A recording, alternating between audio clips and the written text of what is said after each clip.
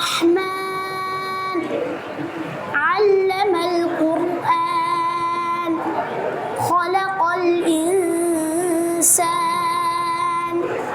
علمه البيان الشمس والقمر بحسبان والنجم والشجر يسجدان والسماء رفعها ووضع الميزان.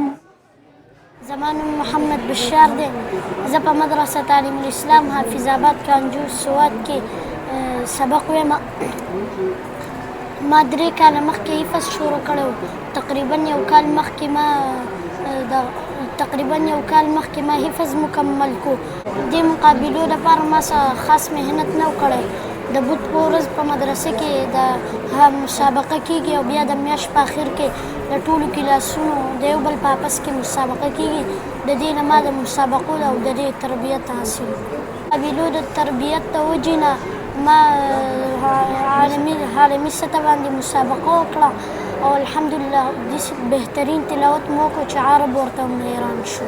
مدرسه کې د 4 نیمو نه مخکې کلاسونه لګېدلي، واړه خپل سبقونه سهار واړه خپل سبقونه او دا ورې بیا د مانځه نه پس منځو کې بیا سبق ته کښېني، بیا د 6 بجو پورې واړه سبق وی، بیا د 1 غنټه د ناشتې لپاره.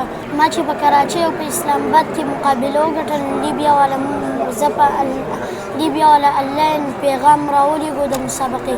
پوره پاکستان نه ډېر شي خلکو آنلاین تلاوت ولېږو، ما هم ولېږو الحمدلله لیبیا ول. زه په هغې کې منتخب کړم او بیا څه ټایم یې راکړو، په هغې کې بیا هم خپل محنت وکړو، بیا هلته لاړو، زه په مسابقه کې شریک شو.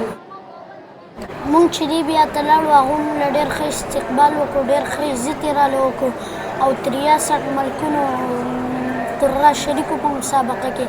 زه د ټول نه اخر ته کړم او ټول خلک حیران وو چې ده به څنګه حفظ کړی. جو الحمدلله ما اصغر متسابق اعزاز ما ته میلاو شو.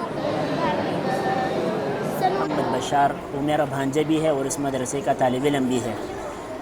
इस मदरसे में अल्हम्दुलिल्लाह हिफ्ज़ का बेहतरीन मेयार है और इस मेयार की वजह से इस बच्चे को रोज़ाना की बुनियाद पर, सिर्फ़ इसको नहीं बल्कि तमाम तलबा को रोज़ाना की बुनियाद पर जो तरबियत की जाती है, उस तरबियत का एक अदना सा दर्जा और एक मामूली सी झलक की थी कि इस बच्चे ने अल्हम्दुलिल्लाह पूरी दुनिया में पाकिस्तान का नाम फ़ख्र से रोशन कर दिया।